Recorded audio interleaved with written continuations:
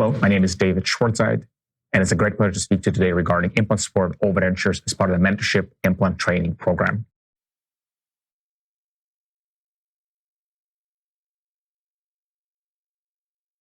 Implant support overdentures are removable prostheses that stay in place and attach to the implants that are embedded in the bone, and they attach a little bit like the clips on the jeans. That's a fine, easy way to explain to patients what they are. Implant support overdentures have a number of advantages. First and foremost, they're very successful. They're much more successful than conventional prostheses. In fact, it is often stated that they should be the first treatment option that should be offered to patients who are edentulous or are about to become edentulous. They are more cost-effective and certainly less invasive than some of the fixed treatment modalities that are also very successful. And implant support overdentures are very versatile. Essentially, within limits, pretty much any number or distribution of implants can be used or utilized for the purpose of implant support overdentures. I think we can all agree that when it comes to fixed implant support prostheses, that is certainly not the case. To give an example, if I have 3 implants on the right-hand side and nothing on the left, we certainly cannot use that for a fixed implant support prosthesis. But for an implant support overdenture, we certainly could.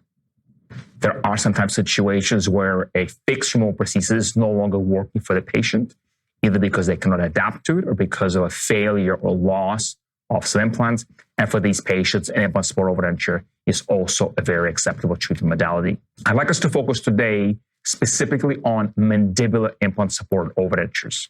There are a number of principles or designs that we would utilize for mandibular implant support overdentures. First and foremost, we typically utilize 2 implants.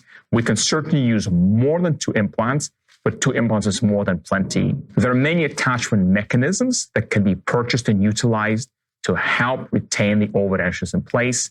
But by far the most common attachment mechanism is called locator. Abutment locator is a brand. And the reason that they are utilized is they're quite short, which is important because often the space can be limiting, and they're easy to adjust and modify over time. In the past, we've often also utilized various types of bars to connect the implants. So we would say that the implants are splinted. That is really completely unnecessary, and the bars are quite expensive. So nowadays, by and large, we say we utilize individual unsplinted attachments. The use of locator attachments comes along with a number of tools that you and I can utilize in the fabrication process, and we'll go through these tools one by one. We have the impression copings, which look a little bit like upside down wine glass. We would utilize these impression copings to take the impression of the locator abutments that have already been inserted in the patient's mouth. We have the analogs, sometimes referred to as female analogs, and these are the analogs or the copies of the abutments that are present in the patient's mouth to be present in the master cast of the patient. We have the males or the inserts, and these sit inside the removable prosthesis and then clip on to the abutment in the patient's mouth. And these are designed to be the weakest link. They're the ones that wear down over time, and they're the ones that we would replace on a somewhat regular basis. There is a locator abutment tool, which is used to both secure the abutment as well as insert and remove the inserts. And last but not least, we have a latch type locator driver, which we can also use to insert or remove the abutment. I'd like to expand a little bit more on the locator core tool. It comes in 3 segments that are then connected together, and each of these tools is used for a specific purpose. One end of the tool is used to engage an insert that's already sitting inside the abutment and to remove it. Another end of the tool is used to insert the male insert inside the prosthesis. And the gold colored tool is what's used to insert or remove the abutment from the patient's mouth. This tool comes in a variety of designs, or has come in a variety of designs over time. And one of the designs that was quite popular in the past has a bit of a curve or a hook to it that I'm showing here. And I'm just showing this here for completeness because you may come in contact with this version of the tool as well. This hook is what's used as an alternative to remove the insert in the prosthesis.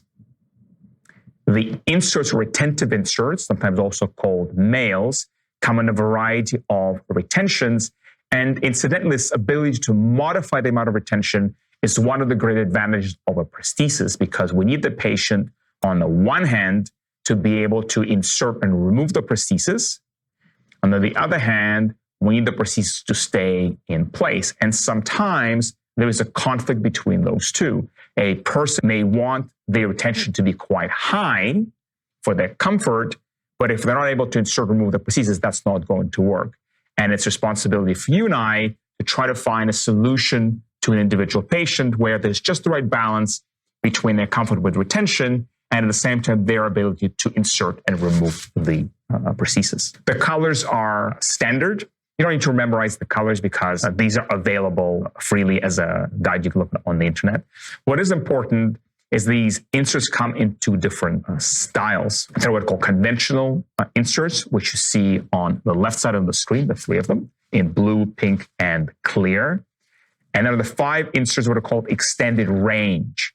And what these are designed is to account for a larger divergence of implants that we occasionally encounter.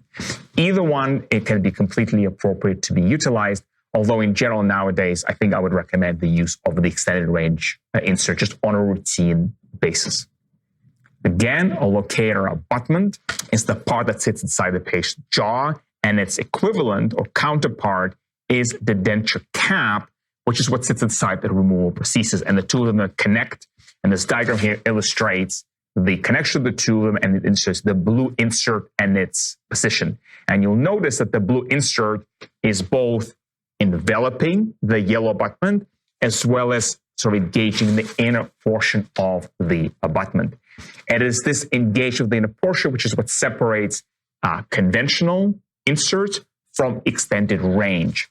Extended range inserts don't engage the inner core. They don't engage the inner core so that to allow for greater variation of angulation. But incidentally, this has a side benefit in that sometimes food gets caught in the small gold receptacle of the abutment. And if that is the case, then sometimes patients cannot insert the removable prosthesis with conventional inserts until that area is cleaned out. Because extended range inserts don't engage that particular area, it's irrelevant if sometimes food gets caught in that area. The other thing to remember is that everything that sits above the soft tissues is, one sense of the word, universal. That means when the patient presents to you with the locator abutment already in place, it's irrelevant what's the company that produced the implants. Just knowing we have a locator abutment in place, we can now go ahead and purchase components or utilize components from any implant brand. That's why they're universal. The only part of this assembly that is implant brand specific is the actual abutment that is utilized. And in fact, it's not only the entire abutment, but it's the portion that fits inside the implant. Locator abutment come in a variety of heights to account for variations in soft tissue height and sometimes some clinical needs. One of the important decisions that you need to make when you are restoring a patient with locator abutments is making a decision regarding the height of the locator abutment that's going to be utilized. And this is a balance. A lot of things in prosthodontics are a balance. The balance is if the abutment is chosen too short, then it will interfere, the soft tissue may overgrow it, and it may cause soft tissue irritation. The prosthesis may cause soft tissue irritation. By contrast, if the abutment is chosen too tall, then this will weaken the prosthesis and may cause a predisposer to fracture. So when the patient presents to your office, what you need to do is remove the healing abutment, make a note of the height of the healing abutment, and then measure the soft tissue height, and then select the tallest or the thickest soft tissue height, and then round it up to the whole number. That should be the minimum abutment, locator abutment height that is selected or chosen. And in these images here, you can see how important it is to select the abutment of the appropriate height so that the denture cap that sits over it does not interfere with the soft tissues. One thing to keep in mind is that healing abutment height can be measured directly. If you have a healing abutment in your hand and you're not sure what its height is, you can literally take a ruler and measure it. A locator abutment is always going to be about 1.5 millimeters taller than the actual listed abutment height, because again, there has to be a denture cap that sits over it. And this sometimes causes a little bit of confusion when it comes to patients presenting with particular heights of the healing abutments. Let's review a little bit the overall sequence of overdenture treatment, specifically focusing on mandibular implants for overdenture treatment. Well, of course, everything begins with some assessment, treatment planning, optimizing existing prosthesis. There is a surgical procedure of some description that's going to be preceded by fabrication of a surgical guide. It's going to be followed by healing process, followed by fabrication of an overdenture, either a brand new overdenture or conversion of existing prosthesis. And this is going to be followed by maintenance. This is not a surgically focused lecture, but I feel it is important to have some sense of what are some of the surgical parameters that are critical to the overall treatment success. Well, one of these is want the implants that are positioned to be relatively symmetrical across the midline. The reason we want that is for ultimate patient comfort. This is both when the prostheses are in place and when they're not in place. When the prostheses are not in the patient's mouth, if the two implants are not symmetrically distributed, the patient will perceive the difference between left and right, and patients often don't like that in their mouth. When the prosthesis is in place, then if there's significant difference anterior posterior between implant position, the implant that is close to the midline will have a larger lever arm, and the patient will perceive that side as having a greater degree of movement. Again, patients don't like that. So one of the things we want is implants to be positioned relatively evenly across the midline. The other parameter we want implants to be relatively parallel to each other, relatively parallel to the path of insertion, and relatively perpendicular to the plane of occlusion. The reason we want that is because if we don't follow these parameters, then on the one hand, the patient may have a difficulty inserting and removing the prosthesis. And on the other hand, there may be a challenge with increased potential for wear and therefore need for replacement of the inserts as well as of the abutments. Last but not least important parameter is we want the implants to sit typically roughly in a lateral incisor/canine position. The reason we want that is on the one hand, that is to permit further treatment evolution to a fixed prosthesis. Why is that? Because we want there to be sufficient space that's mesial to the mental foramina, but distal to the implants to potentially place a new set of implants and then transition to a fixed prosthesis. On the other hand, if the implants are too close together, then they almost act like a single implant. What we don't want happening is an example here. We can ignore the maxillary arch, focusing on the mandibular arch, and we can see that on the right-hand side, although the implant is not literally very close to the mental foramen, it's close enough to make it essentially impossible or very difficult to safely insert another implant in between the existing implant and the mental foramen. This is what we're trying to avoid. Again, if the implants are too close together, then they begin to act almost like a single implant or individual attachment, which we don't want. By contrast, if the implants are too far posteriorly, in addition to the concern I've already mentioned with the difficulty converting to fixed prosthesis, we're also then incurring an unnecessary surgical risk by manipulating soft tissues in proximity to the mental foramen. There are two general prosthodontic approaches to transitioning from an existing prosthesis, from a prosthesis, to an overdenture. We could make a brand new prosthesis, or we could convert and modify the existing conventional denture into an implant support overdenture. And I'll discuss both approaches, and I'll go through each of them sort of in the pictorial fashion, and then with a little bit more key points thrown in. So if you and I are fabricating a brand new mandibular implants for overdenture, how would we do? Well, of course, we would check to make sure the implants are osseointegrated. We'd fabricate a custom tray. We would seat the abutments in the patient's mouth. Then we would seat the impression coping onto those abutments. And then we would take an impression of the ridges in a manner very similar to the impression for a conventional complete denture. We would then pour a master cast. Would then fabricate a base plate and a wax occlusal rim on the master cast. We would try that in the patient's mouth, obtain an intraocclusal record, including securing the VDO, establishing the midline, selecting tooth shade. Then we would do a tooth try-in, which of course confirms the appropriateness of the intraocclusal record we obtained previously. And provided that everything is good, we then have our prosthesis fabricated, and we insert it in the patient's mouth.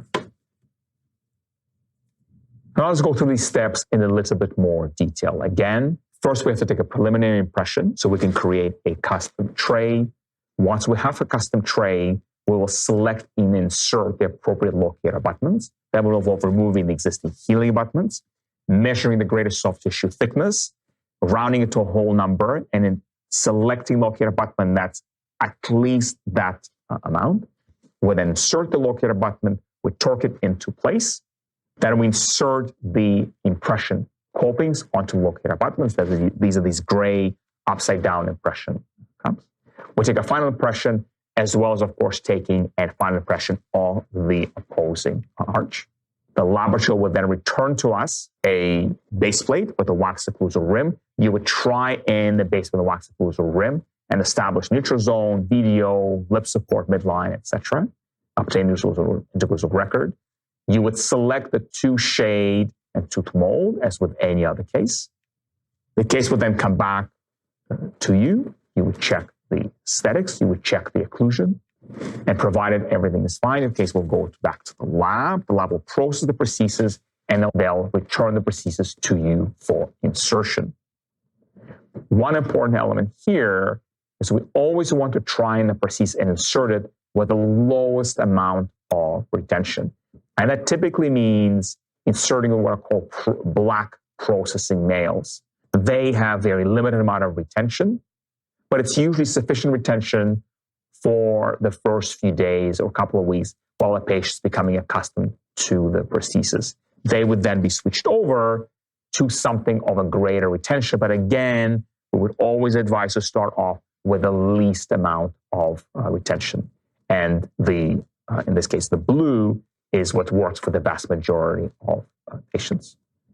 Once a prosthesis has been inserted, you would see the patient for follow-ups as needed to make the various adjustments for more prosthesis, as would always be the case, which are followed by regular maintenance roughly on a yearly basis. So that was a description of how you would manage a patient when you're fabricating a brand new prosthesis. And in many ways, it's very similar or identical to how you would fabricate a conventional removal prosthesis.